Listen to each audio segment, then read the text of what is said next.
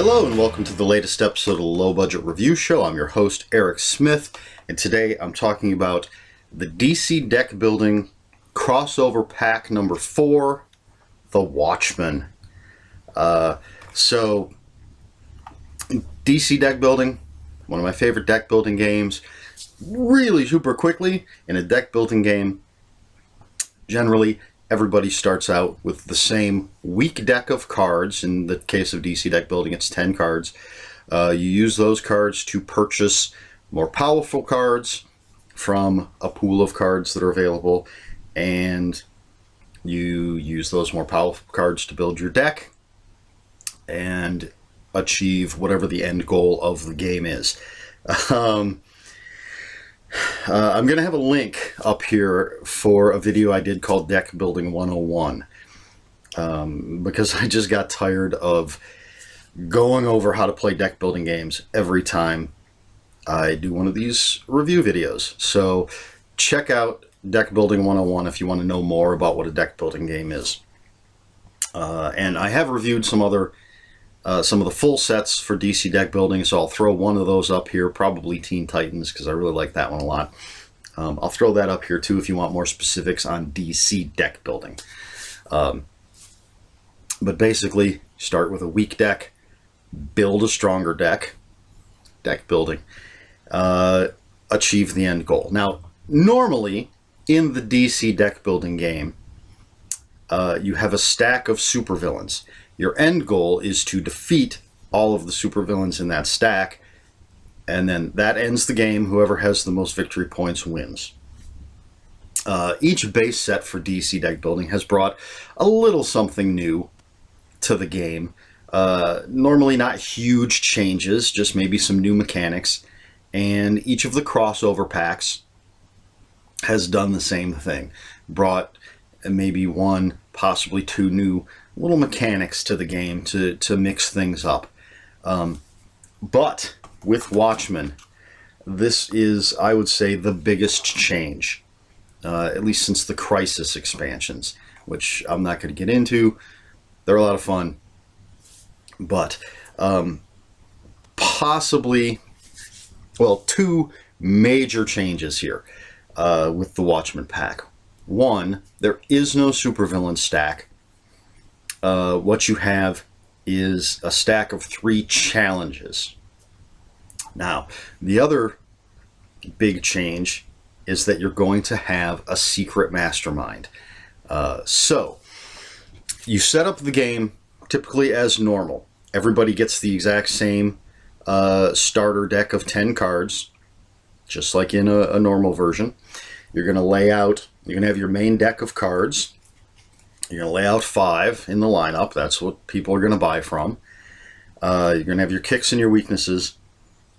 And instead of that supervillain stack, you're going to have a stack of challenges. I'll get to that in a second. But then, what you're going to do, let's say you have 4 players. You're going to take 3 of these loyalty cards that I'm going to drop. So I'll just grab another one here.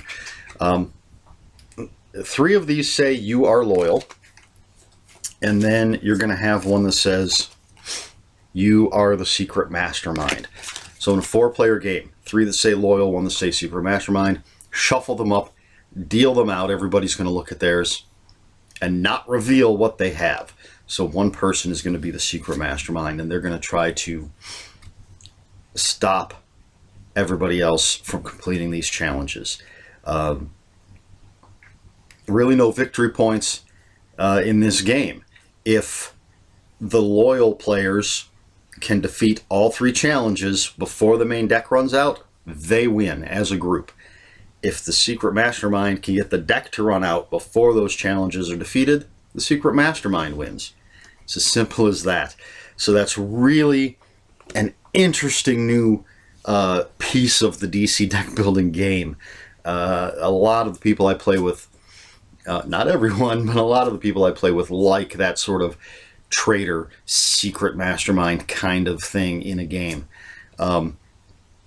So you deal out the loyalty cards. Everybody finds out who, well, not everybody finds out. One person finds out they're the secret mastermind. And throughout the game, you're going to try to figure out who it is. So one of the other things is you're also going to shuffle up and deal out to each player these mastermind plot cards. Now everybody gets one because you're not supposed to know who the secret mastermind is. Only the secret mastermind is going to use their card. So another card that's going to be in play, hopefully this isn't too confusing, it all makes sense. Another card that's going to be in play is called Villainous Machinations. There are 4 of these, but you're going to shuffle them up and you just put one out next to the challenges. And basically it says, if the secret mastermind plays the following cards during a single turn, they add their mastermind plot card to the challenge area. So if the secret mastermind can do this, basically they're going to add a 4th challenge that the loyal players are going to have to defeat. So just for example, this Villainous Machination card is called Power Up for Progress. So if the secret mastermind, all in one turn, can play a 3-cost superpower, a 4 or less cost villain, 4 or greater cost superpower, 5 or greater cost equipment. If they play those 4 cards all in one turn, then they're going to bring their mastermind plot into play. Now there is another one. In a 2 or 3 player game, there's a 5th card, 4 or greater cost superpower. And each one will have that extra one if it's a 2 or 3 player game. If it's a 4 or 5 player game, they don't have to worry about that one. So you can see right there, if the secret mastermind plays all of those cards in the same turn, and it's just 4 cards, 5 in a smaller game. So it is possible. Now this is out there on the table face up for everyone to see. So the secret mastermind can see the types of cards they need to get to achieve this, to get their plot out there. And the loyal players see this, so they know what kind of cards they want to get to keep them out of the secret mastermind's hand, even if you don't know who that secret mastermind is. Let's say the secret mastermind achieves that. They get those cards all in play at the same time. They're going to bring in their mastermind plot. 5 different cards. They all look pretty much the same. They have different names. And again, we'll just give you an example here. This is Technological Breakthrough. So let's say I'm the secret mastermind. I've gotten all of those cards into play. I reveal that I'm the secret mastermind, and I put this down next to the challenges. And this is what it says. Secret Mastermind Ongoing. Each time you play an equipment during your turn, destroy the top card of the main deck. Again, the mastermind's goal is to burn through that main deck, deplete it before all the challenges are met. So they basically are all like that. Each time you play a superpower, destroy the top card of the main deck, etc. Then it says loyal players. When you attempt to beat this challenge, each other player may add 1 random card from their hand to the fight. Now if you look, this costs 25 power to defeat. That is a lot of power. So the chances, it's not impossible to do it by yourself, but it is tough. So you can ask each of the other players to add a random card from their hand. If they do, that card's going to go into their discard pile at the end of your turn. So their next turn they're going to be short a card. So they may or may not want to help you out. Even if they are loyal, maybe they have a hand that they really want to play. So, but they can help you defeat this. If this comes into play, the loyal players have to beat all 3 challenge cards and this card before the main deck runs out to win the game. So the challenge cards, there are 2 level 1 cards, 2 level 2 cards, and 2 level 3 cards. You shuffle up the 2 level 1 cards, pick one, shuffle up the 2 level 2 cards, pick one. Same with level 3. You don't look at them. I do it. I do the level 3s first. Just shuffle the 2 cards up under the table. Pick one, keep it face down, put it down. Then I do the level 2s, put that one face down on top of the level 3. Then I do the level 1s. I put it face down until we're ready to start the game, till everybody knows whether they're loyal or the mastermind. If they've looked at their mastermind plot card, they've had a chance to look everything over. Then I'll flip over that level 1 challenge card. So they all, again, have something different, and they get more difficult as you move up the levels. But we'll just go with, for example, this is a level 1 challenge. So this will be face up on top of the challenge deck. And first of all, it's called Keen Act. First of all, it has an ongoing ability. Superhero abilities are blank. So each player, of course, will have a superhero card. That's who they are in this game. And down here you have their abilities. Well, while the Keen Act is in play, those abilities do nothing. They're blank. It's as if they don't exist. So one very good reason to get rid of this card as soon as possible. So what you do to beat a challenge is, it says right there, to beat, you have to contribute 3 heroes, 2 equipment, 4 superpowers, and 2 villains. And then once all of those cards have been contributed to this challenge, you still need 9 power to defeat this challenge. What contribute means is you have your hand of cards at the beginning of your turn. Well, actually, I guess any time during your turn, you'll take a card from your hand, you put it down next to the challenge. So I've got my hand, I happen to have a hero in it, I put it down next to the challenge because we're going to need 3 heroes. You can put down as many cards as you want. I could put down all 5 of my cards. If I had a hero and 2 equipment, a superpower, and a villain, I could put them all down if I want. Basically sacrifice my turn to try to get that challenge out of there. So as you go around, each player has the opportunity, they may or may not, contribute cards to the challenge. Then, once all of the necessary cards have been contributed on a single player's turn, if they can generate 9 power, they can knock this challenge out. And then you just go to challenge level 2, and then challenge level 3. Excuse me. So, the loyal players want to knock these challenges out to win the game before the main deck is gone. Now, the secret mastermind, if they care about staying secret, they're going to want to contribute to this a little bit, at least. You know, they can always say, I don't have a card to contribute, or you know, this card's too good, I'll wait until I have a worse superpower to contribute. They may not be so obvious about it, but they don't want to be incredibly obvious by never contributing anything. Plus, again, this has the ongoing superhero abilities are blank. That doesn't do the secret mastermind any good either. So that's a challenge everybody, I think, wants to get rid of.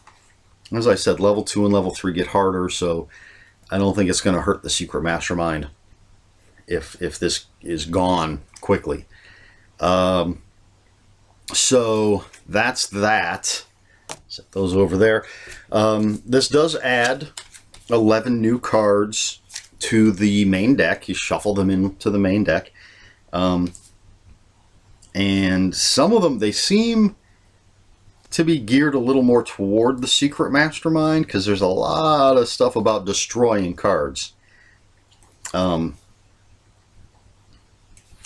This is probably my, well, I mean, I love this card, and I think some of these I definitely want to put in to a regular game when we're not playing Watchmen, because I really love this card. This is Sally, however the hell you pronounce that last name, and her ability is gain the top card of the main deck. If its cost is 4 or less, repeat this process. If its cost is 6 or greater, destroy it.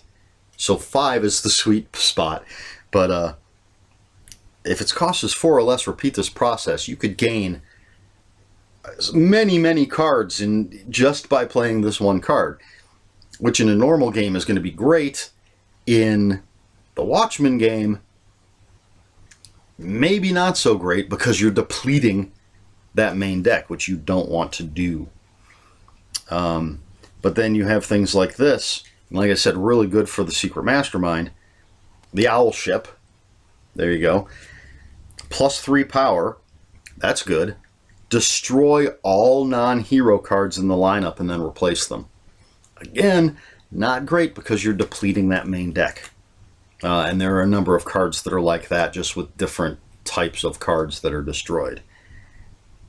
The Rorschach Mask. Of course, the most popular character in Watchmen, Rorschach. +2 power. If this is the first card you play this turn, each player discards their hand and draws 4 cards. Not the best in a cooperative game, necessarily, but if you mix these into a regular game where it's competitive, that's a pretty good card. Here's a good one for the Watchmen game. It doesn't really do much for in a regular game. This is called Disintegration.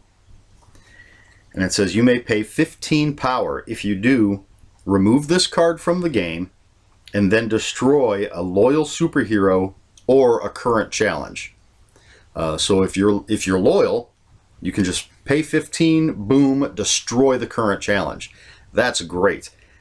If you're the Secret Mastermind, this is gonna pretty much reveal that you are, because you can destroy a loyal superhero, which you're basically kicking someone out of the game. So there's some interesting new cards. You've got some stuff with Dr. Manhattan, and there's a new location. So some interesting stuff as far as the 11 new cards that go in there. Definitely gonna have to add those to a regular game because I like what a lot of those do. Just as I said, seem to be geared a little more towards helping the Secret Mastermind. Now your superhero cards, you've got all your players here. You've got Rorschach, of course, which is the one everybody wants to be. Silk Spectre, Night Owl, Ozymandias, however you say his name, I've never been too sure about that. The Comedian, he'll always be Jeffrey Dean Morgan to me now.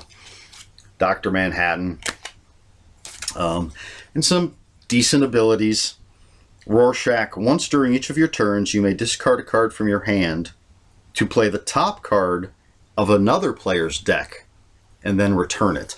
I like cards like that. It's a little bit of a gamble. Sure, I can discard a vulnerability, which is a worthless card, and pick a player, play the top card of their deck. Well, it may end up being a worthless card, or it could be something really great.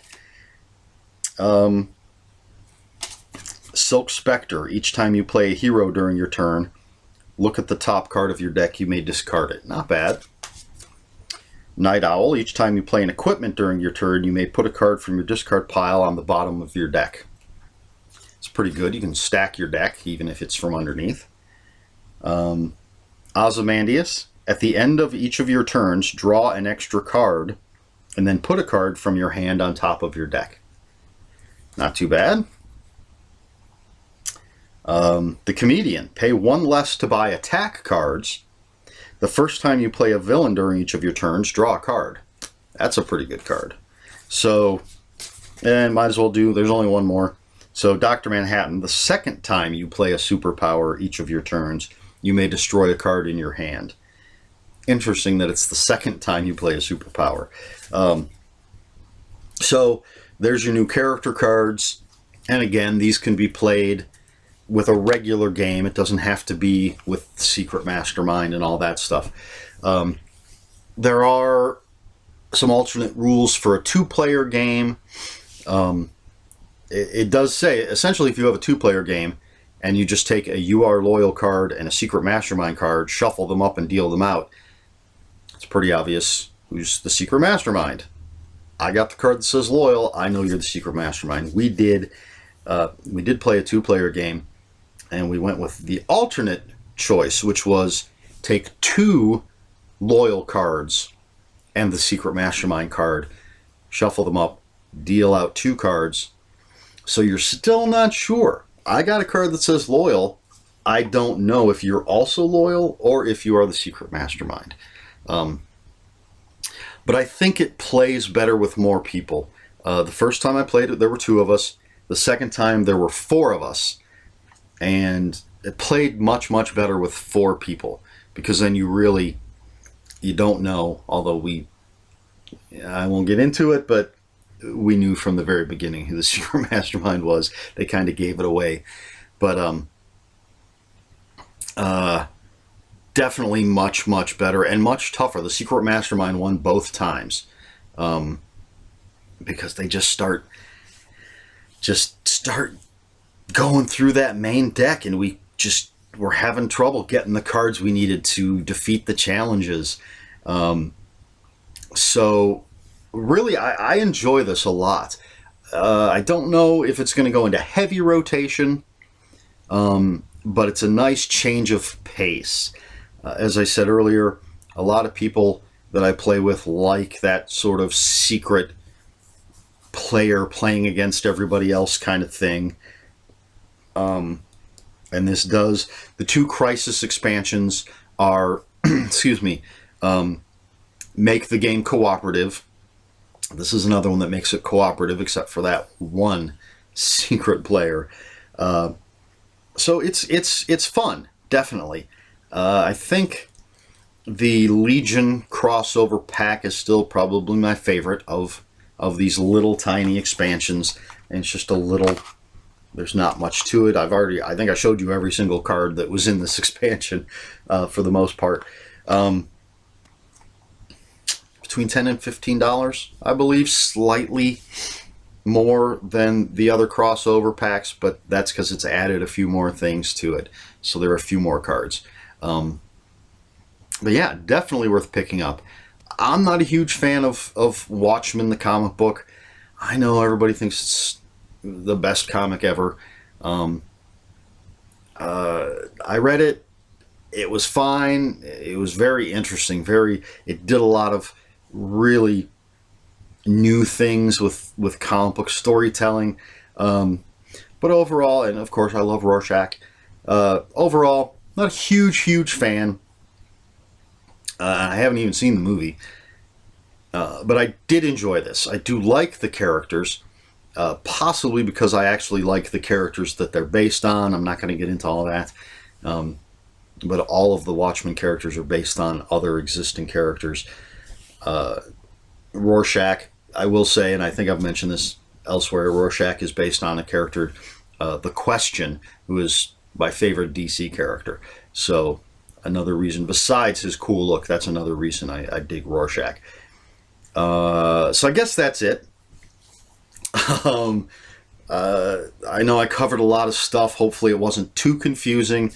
As I said, I will have a link for my video just Deck Building 101, because it doesn't focus completely on DC deck building. It's Deck Building 101. So you can check that out if you want to know more about the basics of what a deck building game is. So I may have gone over that a little too quickly for some people in this video. And again, I'll have a link for one of the specific DC deck building games, probably Teen Titans. So if you're interested in learning more specifically about DC deck building, you can check that out.